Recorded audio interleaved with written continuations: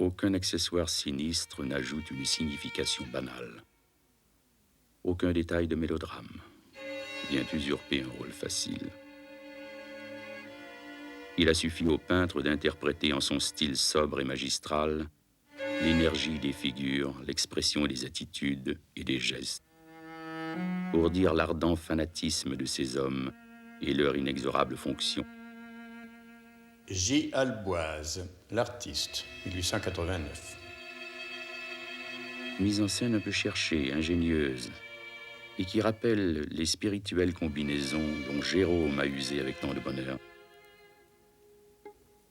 C'est ajouter le talent du romancier à celui du peintre et spéculer habilement sur notre curiosité de spectateur, arrivé trop tard. M.F. Lagenevet, Revue des Deux Mondes, 1889. Ah, l'artiste rare, sûr du présent et de l'avenir. Il ne se contente pas de composer en maître le plus naturellement du monde. Son sens de la peinture d'histoire le préserve et le préservera toujours des dangers d'une ethnographie savante. Et l'on aurait dit, Monsieur Tonnerre, qui fut toujours un coloriste, est aujourd'hui un peintre, dans la plus haute acception du mot. Et pourtant, Hélas, et pourtant.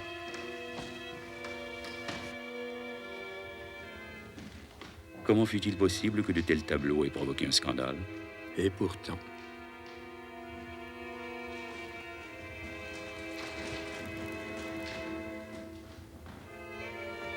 Comment fut-il possible que seuls 6 tableaux? 7.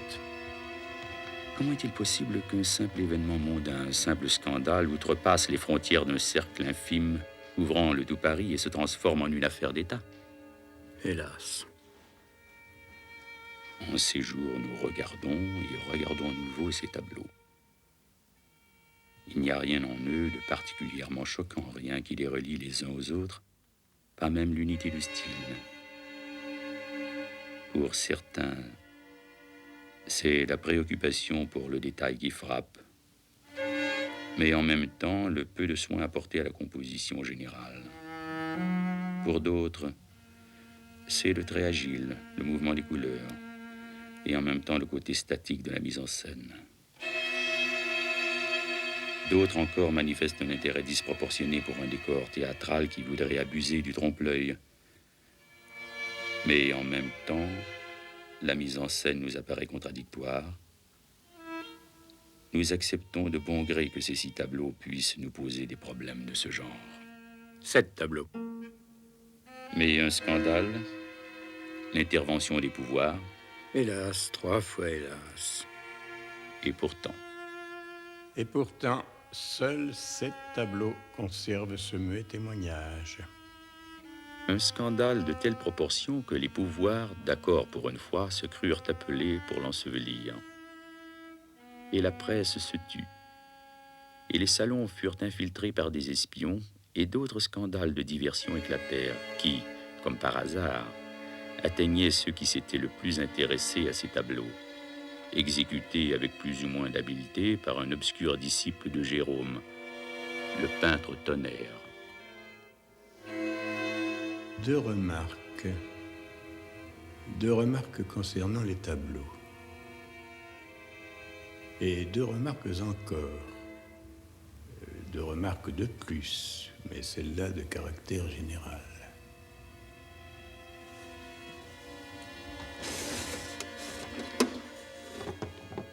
Primo, il y a quelque chose qui relie les 7 tableaux. Bien que l'un d'entre eux ait été l'objet d'attaques particulièrement virulentes, et nous verrons quelles puissantes raisons poussèrent nos parents à réagir ainsi, et bien que 2 ou 3 autres d'entre eux aient été considérés tout simplement comme choquants, il ne reste pas moins que ce fut toute l'exposition qui fut concernée par le scandale. Tous les tableaux, tous et chacun d'entre eux. Secondo, lorsque nous examinons chaque tableau en particulier, nous ne manquons pas d'être impressionnés par un certain nombre de détails curieux.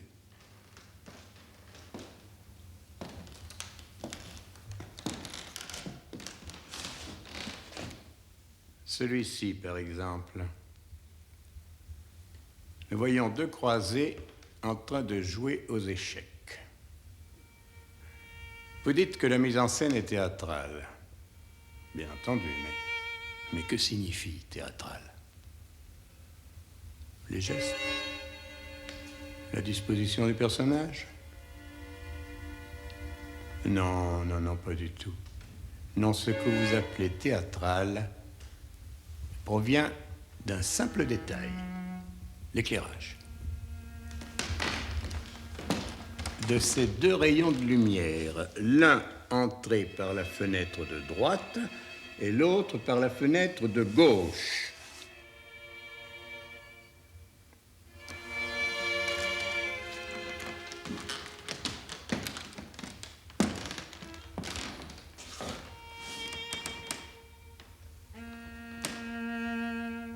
Ce qui suggère un monde avec deux soleils. Et remarquez que je ne vous donne là qu'un seul exemple.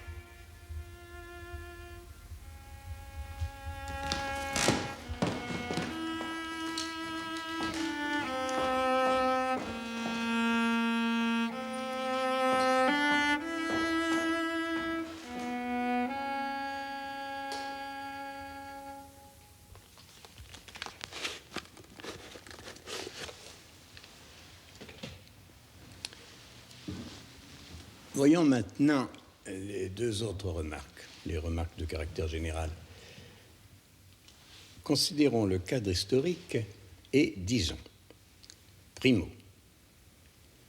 les tableaux ne montraient pas, ils faisaient allusion. Et ce que nos pères virent, et ce qui était dans toutes les bouches au moment où intervinrent les 8 pouvoirs, c'était la cérémonie. Et la cérémonie, dont le rituel n'est connu de personne, et que nous parvenons à peine aujourd'hui à imaginer, la cérémonie, à cette époque, était sur le point de devenir une affaire de tous les jours. Ça ne pouvait pas durer. C'est pourquoi, quelques mois après l'exposition, la police envahit la maison du peintre et surprit la cérémonie. C'est pourquoi les 8 pouvoirs n'avaient pas d'autre solution. Il fallait intervenir, et rapidement. Secondo, le peintre Tonnerre se défend. Il fait appel depuis l'Italie. Il proclame son innocence en des lettres émouvantes. Et il intervertit habilement les règles du jeu. Il déclare que la cérémonie n'existe pas, que ce que les autres ont appelé ainsi, ce que la police vit de ses propres yeux, ce n'était que la simple représentation de ces tableaux par le moyen technique des tableaux vivants, ni plus ni moins. Nous pouvons imaginer aujourd'hui ce que dut être la réaction devant cette défense au sein des 8 pouvoirs. Nous devinons quel fut le sourire ironique des uns et le franc fou rire des autres. C'est ainsi que durent réagir nos parents, et ça, c'était inévitable. Mais nous possédons aujourd'hui d'autres moyens d'analyse, et nous croyons savoir ce que voulut dire réellement le peintre Tonnerre lorsqu'il protesta de son innocence. 3 fois coupable, il était. Quelle terrible révélation. Les tableaux ne faisaient pas allusion, les tableaux montraient, les tableaux étaient la cérémonie. Mais pourtant. Les tableaux ne montrent pas, ils font allusion. Les tableaux mis en scène par le moyen technique des tableaux vivants ne font pas allusion Il montre.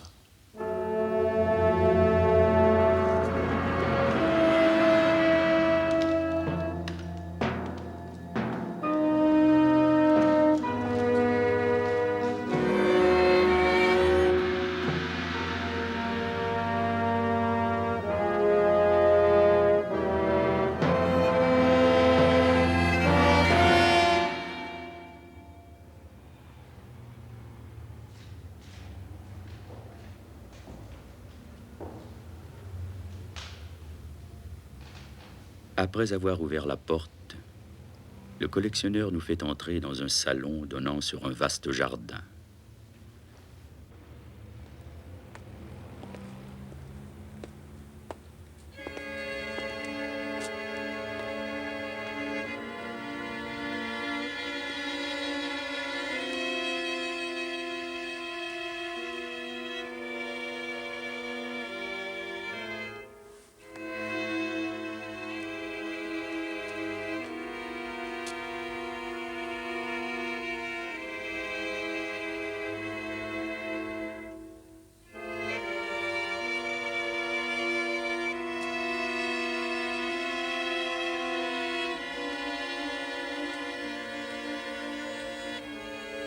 Il s'approche de la fenêtre.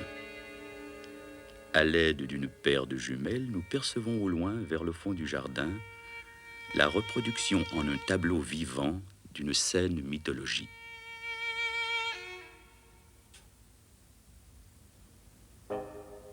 Près d'un lac, la chasseresse en méditation sur son arc.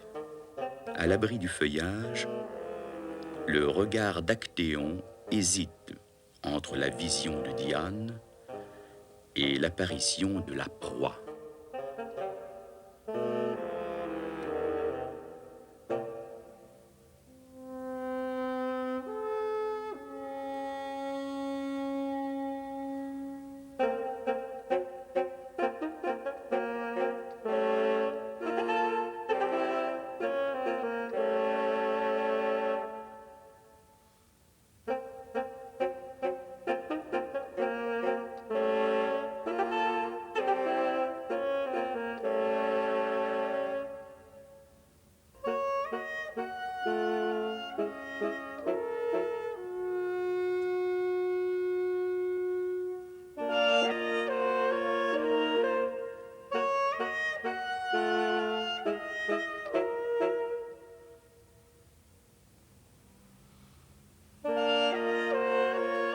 Ce troisième personnage est-il vraiment nécessaire? Pourquoi cette tierce personne? Et pourquoi tient-elle un miroir?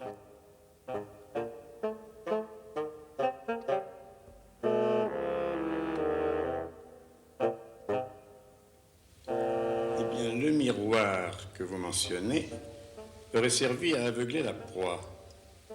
En ce sens, le rôle du tiers dans la scène de Diane et Actéon assumerait une importance inattendue. En effet, il ne saurait échapper à personne que ce tiers exclu fait irruption dans la scène uniquement pour guetter le guetteur.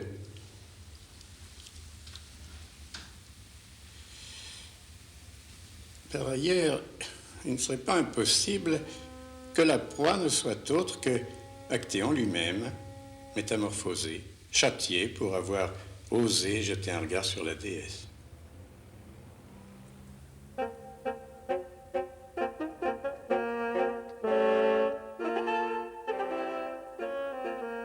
Pourtant, qu'y a-t-il dans ce tableau qui nous porte à penser qu'il s'agit là du premier d'une série? Qu'y a-t-il en lui qui nous conduise à celui que nous pouvons considérer comme le suivant?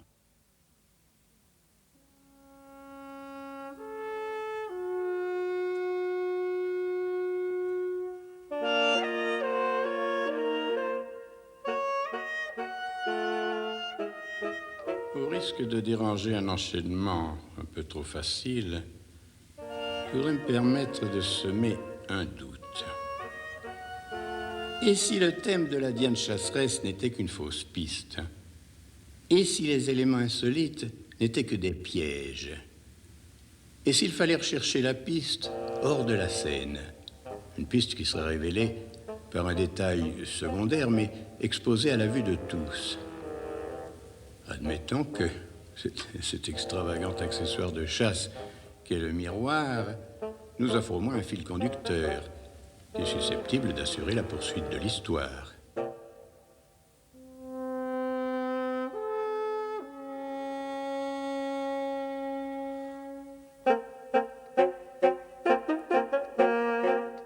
Le collectionneur nous demande de nous détourner de la simple anecdote ainsi que de l'analyse de la disposition des objets, voire de la direction du regard du personnage.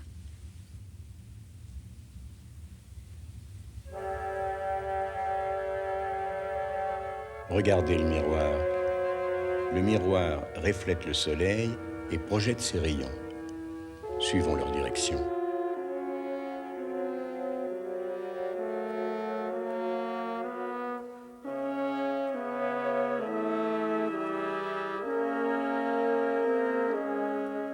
Nous voyons des rayons de soleil reflétés par le miroir et tombant sur l'un des soupirails de la maison.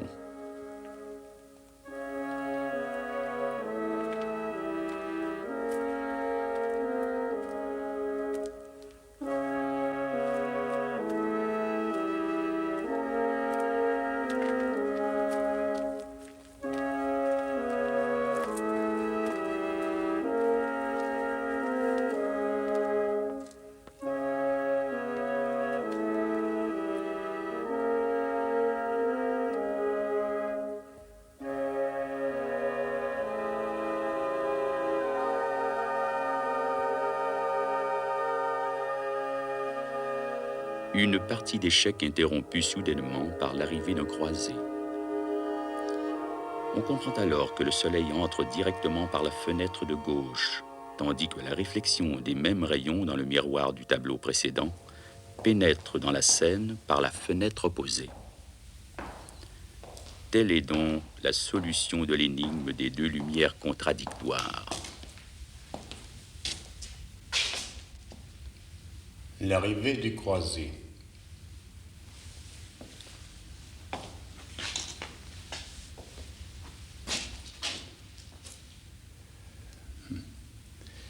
Je pense qu'à personne ne serait échappé le côté insoutenable de l'anecdote.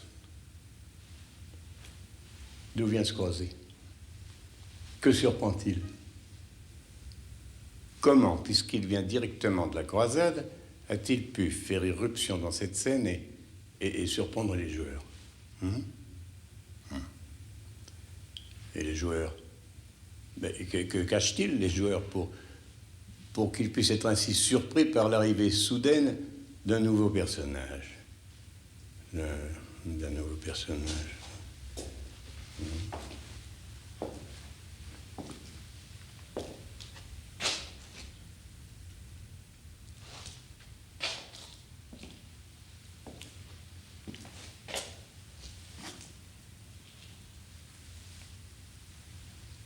Et je pense que à personne ne serait échappé la présence inquiétante du page qui, devant les autres personnages du tableau, fait montre de sa consternation, et alors que nous, et nous seuls, nous apercevons son sourire contenu.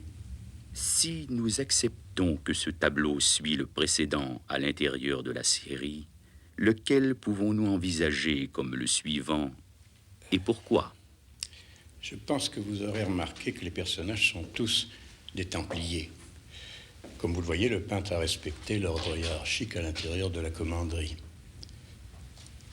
Considérons cette hiérarchie.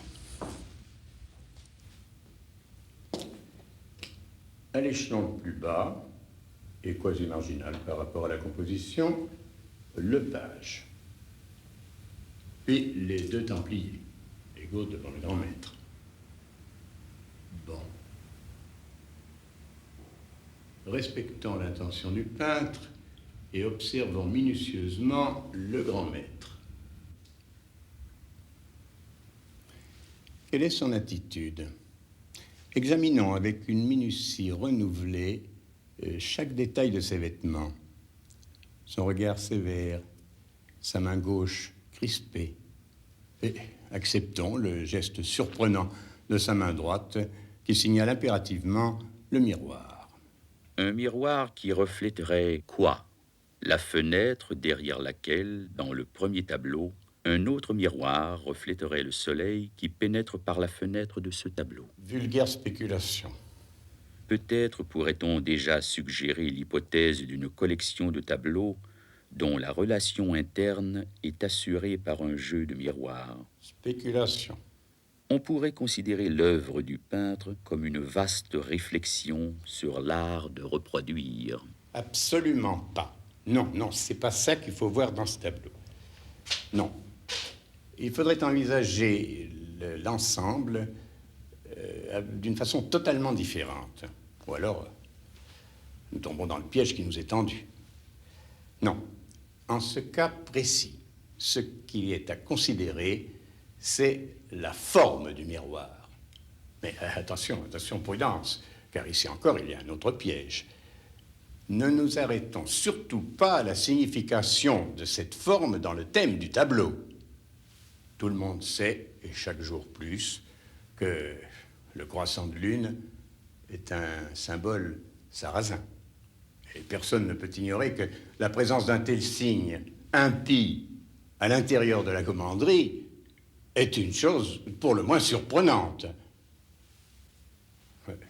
Tous savent aujourd'hui, et ils ont du mal à l'accepter, mais tous savent que la présence de ce signe dans cette confrérie était, hélas, probable. Mais ça n'a aucun intérêt, tout ça. C'est pas ça qui importe. Non, non, ce qui importe, c'est la forme même. Le fait que ce croissant soit reproduit dans un autre tableau que maintenant, je vous invite à observer.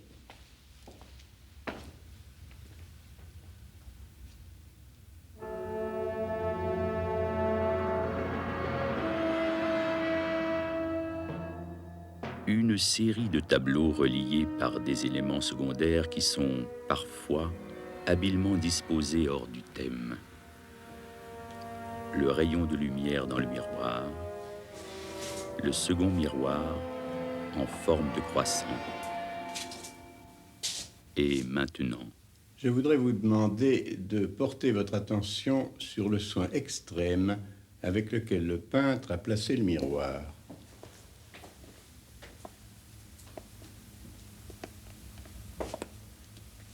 Si bien que, vraiment, il est impossible de se tromper au moment où on le dispose dans le tableau vivant. et un tel soin serait-il justifié? Et de quoi le peintre se serait-il préoccupé, si ce n'est d'attirer notre attention sur ce qui serait réfléchi par le miroir une fois le tableau mis en scène?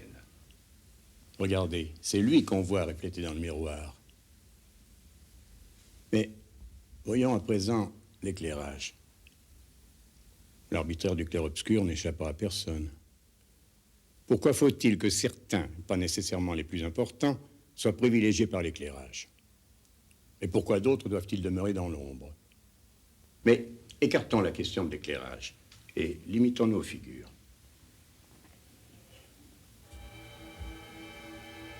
Tout s'éclaire.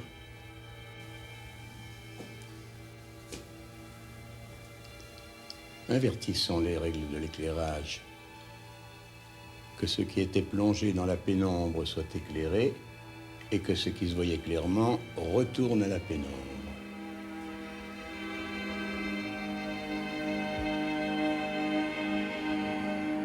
Le masque. Voici l'élément de liaison avec le tableau suivant. Et alors nous demandons, quel est ce tableau et pourquoi le masque nous y amène-t-il?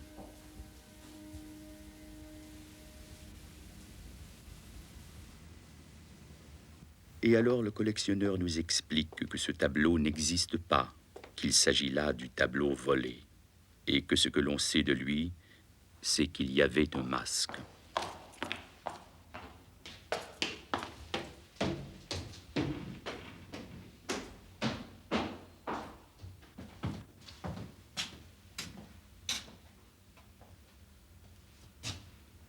Il se pose à présent un certain nombre de problèmes. En admettant que le tableau antérieur nous mène vers celui-ci, il est évident que la série sera interrompue et la piste perdue. Comment pourrons-nous retrouver l'ordre des tableaux?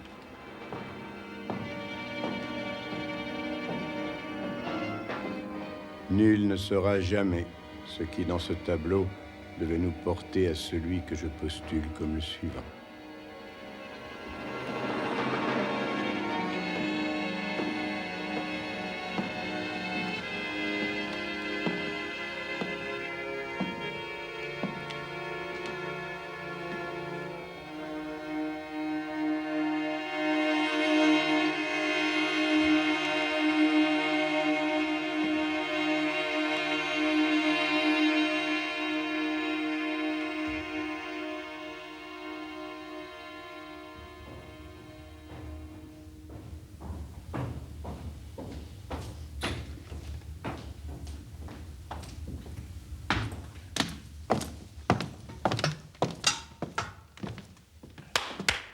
Voilà le tableau du scandale refusé par le Salon de 1887. Ce tableau aurait été exposé en privé et acquis inexplicablement par l'État.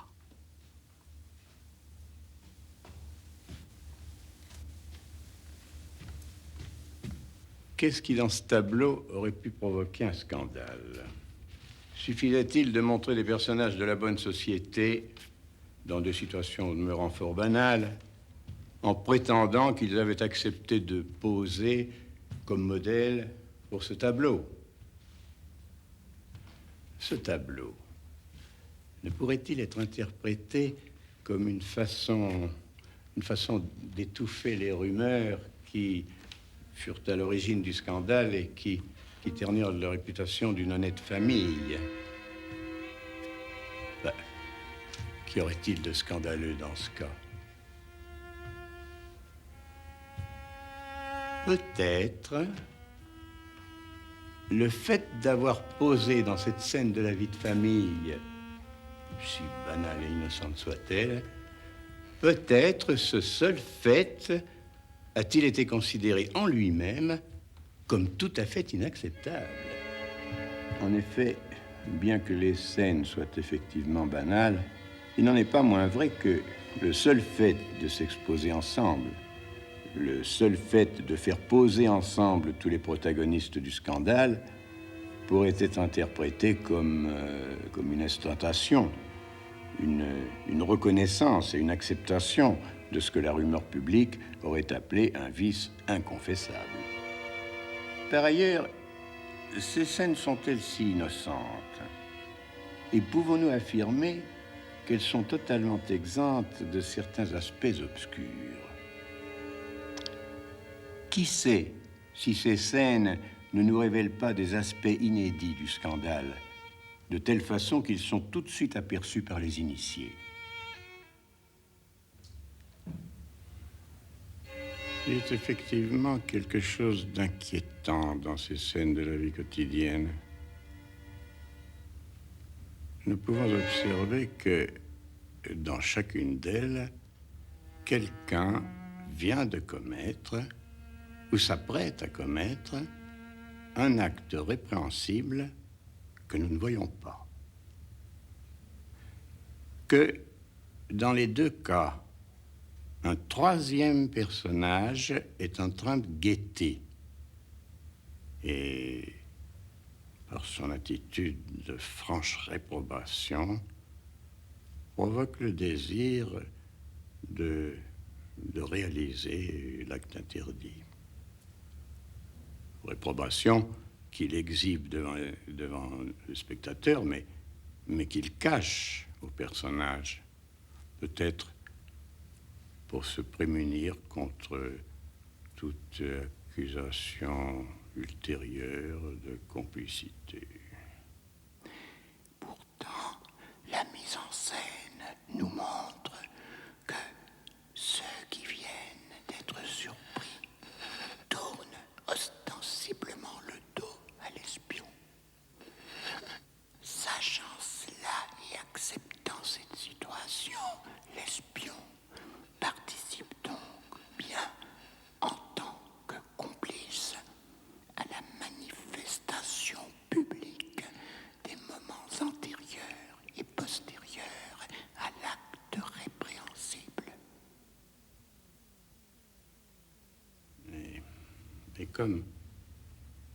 Comme l'aspect répréhensible de cet acte réside dans l'intention,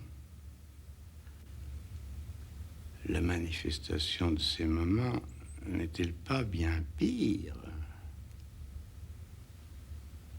Ne nous ouvre-t-elle pas un nombre illimité de possibilités d'interprétation? Des possibilités qui dépassent l'acte lui-même, lequel eut lieu effectivement, nous ne le nierons pas désormais. Mais cela ne suffit-il pas à provoquer un scandale? En outre, je dois dire que les fêtes et la rumeur publique nous sont parvenus au moyen d'un petit roman à clé. Un bref résumé de ce petit roman va nous donner une idée de l'énormité du fait que la rumeur publique a tenté de taire. Le début de ce petit roman nous décrit une scène de fiançailles.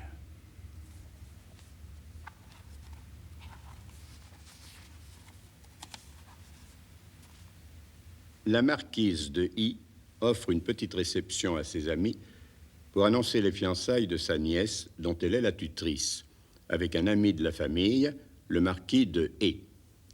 Dès le premier chapitre, la marquise nous est présentée comme une femme autoritaire, dominée par une ambition démesurée. L'auteur anonyme ne cache pas sa sympathie pour le marquis de E, qu'il dépeint comme un homme de 35 ans environ, de caractère affable, et que sa famille récemment ruinée aurait poussé à faire un mariage de convenance. Le marquis nous est montré comme la victime d'une intrigue subtile, montée de toutes pièces par la marquise de I. À la fin du premier chapitre, la marquise croit entrevoir chez le prétendant de sa nièce un intérêt suspect pour le jeune L, neveu de la marquise et dont elle est la tutrice, et qui nous est décrit comme un garçon d'une gentillesse extrême et non totalement inconscient de l'intérêt qu'il éveille chez le marquis de E. L'auteur nous a auparavant informé de l'intention de la marquise de marier les deux cousins, le jeune L et la jeune O, afin de réunir les fortunes des deux branches collatérales de la famille. En obtenant la main de la jeune fille, le marquis de E a réduit à néant les plans de la marquise. Mais la découverte de l'intérêt porté par le marquis au jeune garçon l'amène à imaginer le plan sinistre qui nous est exposé au chapitre 2 et qui consiste à favoriser la relation entre le marquis de E et le jeune L afin de provoquer un scandale qui, en abattant la réputation du marquis, rendrait impossible tout mariage ultérieur avec la jeune O. C'est alors que les choses se compliquent, avec l'entrée en scène de nouveaux personnages. El Señor de H, chevalier espagnol de l'ordre de Malte, et ministre conseiller de son pays devant le Saint-Siège. Se sentant lui aussi attiré par le jeune L, ce personnage aurait provoqué la jalousie et la rivalité du marquis de E. Comme E et H sont amis de longue date, en raison de leur affiliation à la même société secrète, leur différend se réglerait au moyen d'une partie d'échecs, au terme de laquelle le perdant devrait s'engager à renoncer définitivement aux faveurs hypothétiques du jeune L. Cette scène ayant été surprise par la jeune fiancée, qui aurait entrevu, sans le comprendre vraiment, le côté trouble de la scène, celle-ci aurait conté le tout à sa tante, qu'au chapitre 4, nous voyons décider à mettre son plan en action. C'est à cette fin qu'elle invite le marquis de E à un tête-à-tête. Tandis qu'il arrive au lieu de rendez-vous, le marquis surprend la marquise demi-nue et s'exposant à ses yeux avec défi. Comprenant alors que la marquise fait ainsi allusion à son peu d'intérêt pour le sexe féminin, il laisse la colère le gagner et tente de la frapper. Cette scène est surprise par la jeune nièce qui y voit une dispute entre amants et, convaincue que son fiancé la trompe, décide d'affronter sa tante. Au chapitre 5, comprenant qu'elle a sans le vouloir contribué à renforcer la relation entre les fiancés, la marquise invite la jeune O à un rendez-vous clandestin. La marquise révèle alors à la jeune fille les mœurs contre nature de son fiancé. Celle-ci ne voit dans cette révélation qu'un stratagème destiné à l'éloigner de lui et réagit violemment. La dispute est surprise par H, qui décide de rencontrer la marquise et de lui proposer une alliance dans le but d'éloigner le jeune L du marquis. C'est ainsi que, pour la première fois dans l'histoire, le jeune L prend l'initiative et confesse son amour à la marquise. La scène est surprise par la jeune fille, doublement jalouse de sa tante, mais qui, en son fort intérieur, hésite entre le jeune L et le marquis, et va se confier à son fiancé. Ces révélations provoquent chez le marquis une dépression profonde, qui s'accentue encore dès lors qu'il surprend une scène étrange entre le jeune L et H. Dans cette scène, H, une tête de cerf dans la main, tente de convaincre le jeune garçon de poser en Diane chasseresse.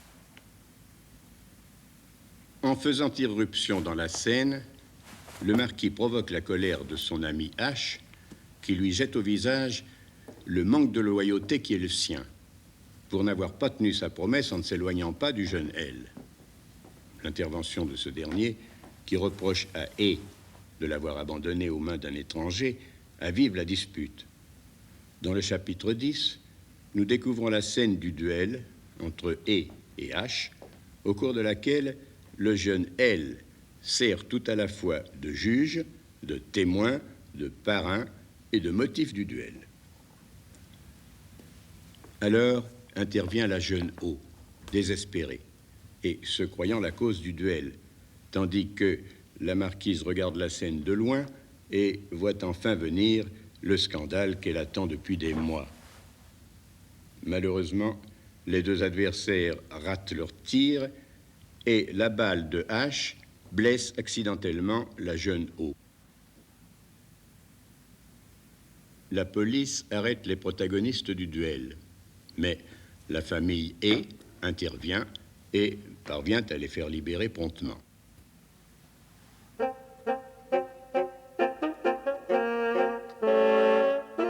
Accusé d'un quasi-homicide, H se voit dans l'obligation de se faire passer pour fou afin d'échapper à la justice et il est interné dans un asile non loin de Paris. Dans l'avant-dernier chapitre, nous retrouvons la jeune O, alitée par suite de sa blessure. En proie à une fièvre intense et au délire, elle se voit en Sainte Thérèse d'Avila, tandis que son cousin devient l'ange qui la conduira aux cieux. Le marquis lui rend visite, mais croyant voir en lui le démon lui-même, elle le chasse violemment. Dans un délire différent, et se prenant cette fois pour une prostituée babylonienne, la jeune O repousse son ange sauveur et implore le marquis, en qui elle continue de voir le démon, afin qu'il la conduise en enfer selon l'ordre qu'elle aurait reçu de Sainte Thérèse d'Avila en personne. Au terme d'une longue et douloureuse convalescence, la jeune O pardonne au marquis de E.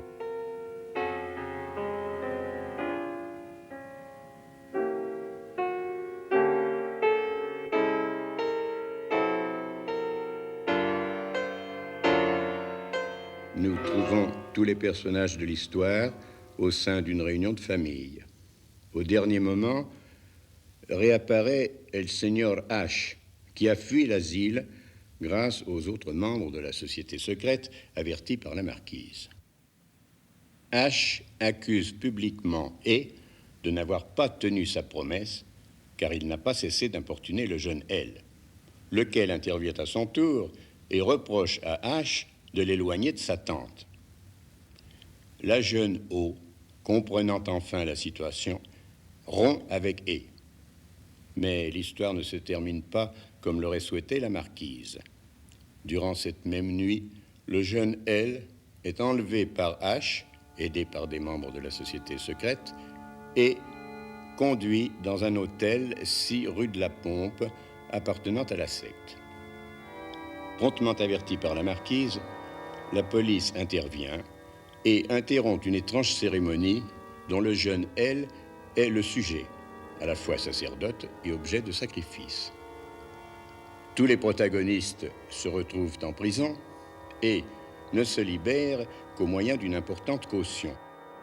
Le jeune L est retrouvé pendu dans sa cellule et l'on parle alors soit de suicide, soit de crime.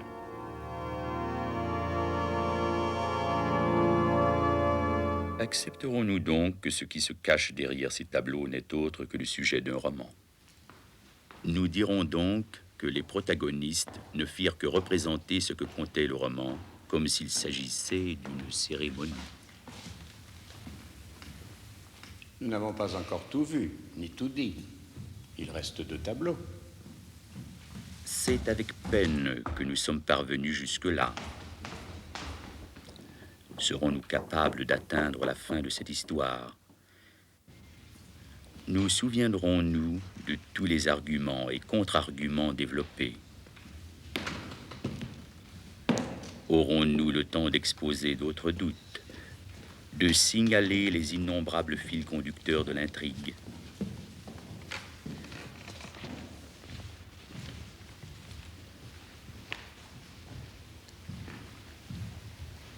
Nous distinguons dans ce tableau certains éléments déjà entrevus dans les tableaux antérieurs.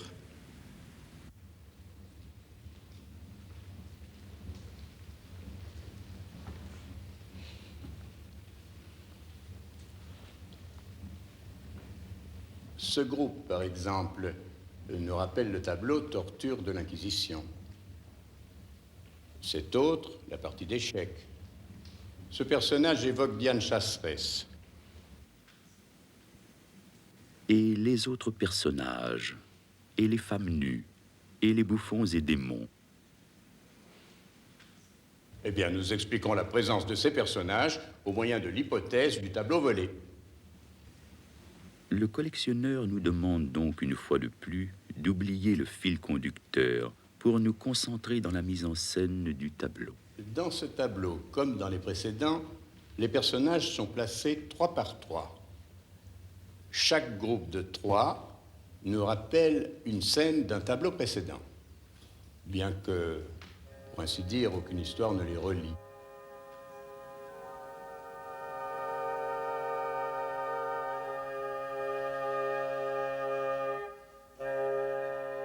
Revenons mentalement au tableau antérieur.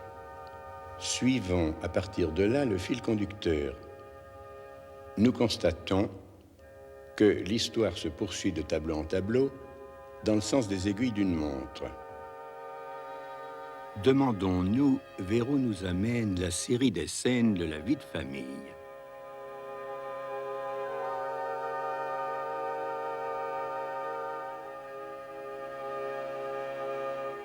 Examinons à présent les attitudes des personnages du tableau du scandale.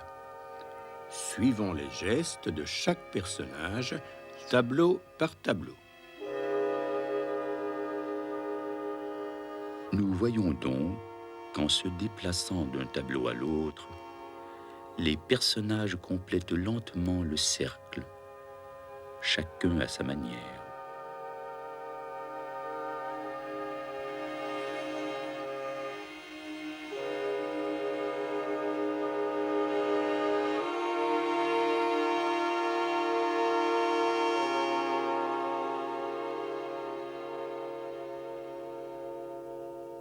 On on m'objectera que le cercle n'est pas parfait.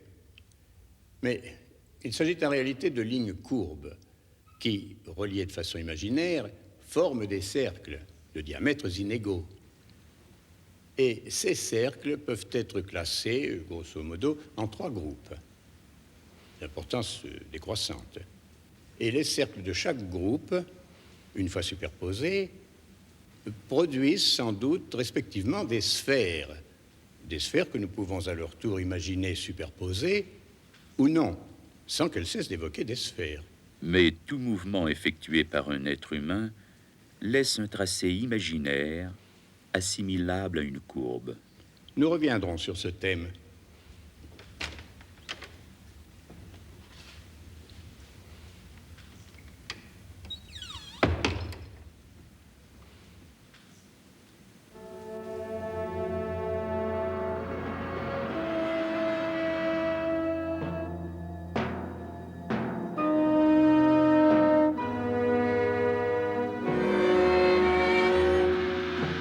Lignes courbes qui nous suggèrent des cercles qui nous amènent à la sphère ardente qui domine le dernier tableau de la série.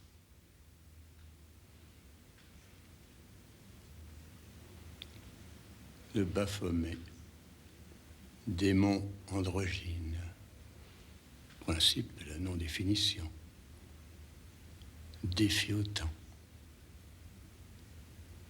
Un corps immaculé, sans âme, caressé par des brises qui sont des âmes errantes, sans corps, harcelé aux 7 orifices par des âmes errantes qui cherchent leur réincarnation, des âmes qui désespèrent déjà du jour de la résurrection.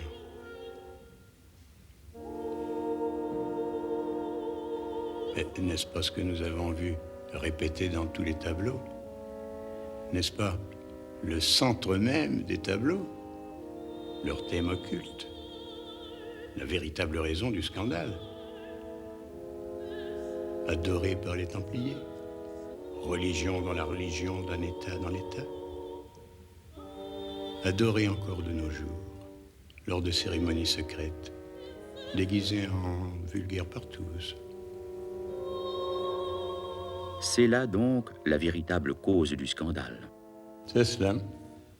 Pourtant, si tous les tableaux traitent du culte de l'androgyne, quel rôle joue donc celui de Diane chasseresse?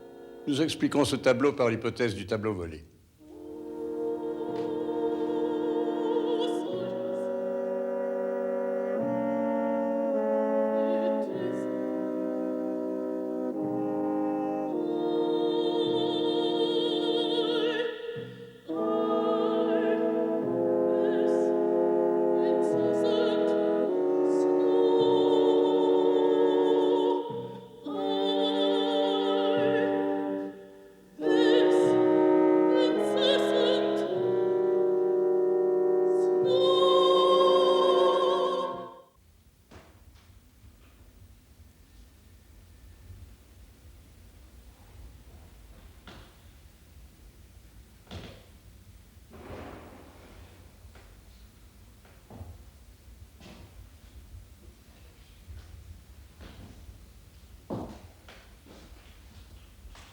À présent, visiblement épuisé, le collectionneur nous invite à regarder d'un œil neuf l'exposition du peintre Tonnerre.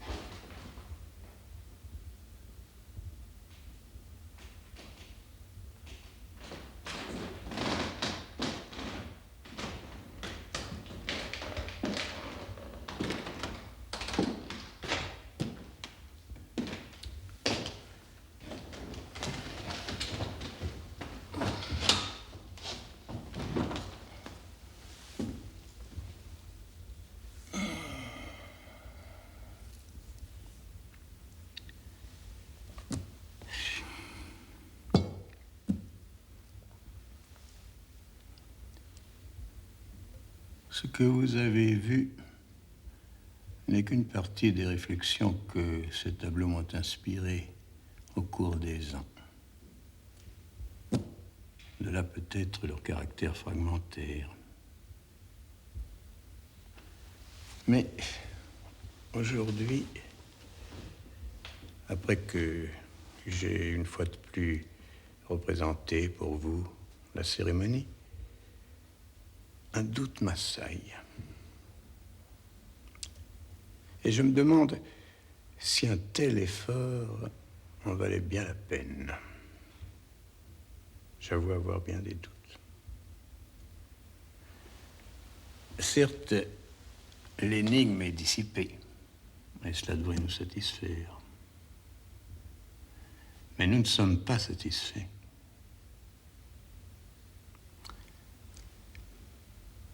Quelle importance pour nous, simples mortels, que les 8 pouvoirs craignent la célébration d'un culte, car ce culte est l'expression de quelque chose de plus vaste. Quelle importance pour nous, simples êtres de ce monde,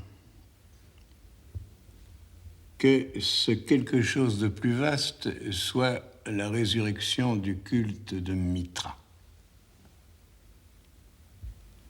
Et saurons-nous nous intéresser au fait que un tel culte est pratiquement l'équivalent de la discipline militaire et que les manœuvres militaires, les défilés, le grandiose ne sont qu'un aspect de la cérémonie que ces tableaux complètent.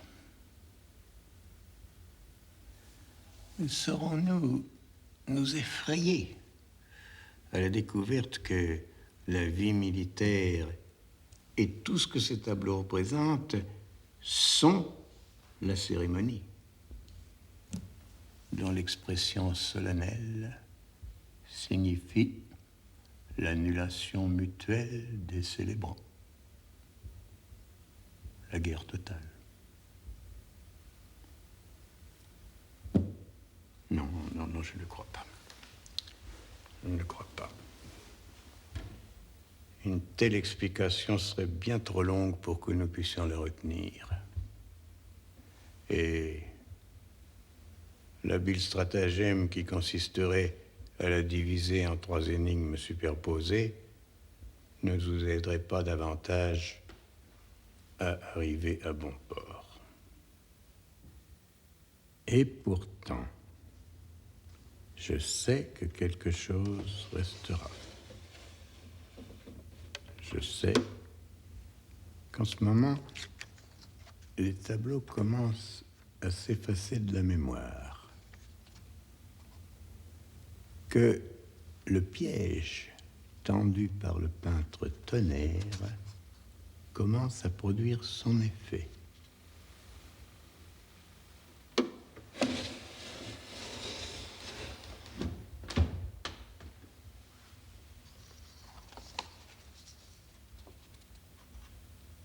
Les gestes, les mêmes gestes répétés de tableau en tableau surgissent isolément pour mieux effacer les tableaux eux-mêmes et ce qu'ils représentent. Alors, oublions. Laissons les tableaux s'effacer, s'évanouir, afin qu'il ne reste plus que les gestes seuls, isolés, les gestes de la cérémonie. Cela dit, le collectionneur nous accompagne aimablement jusqu'à la porte.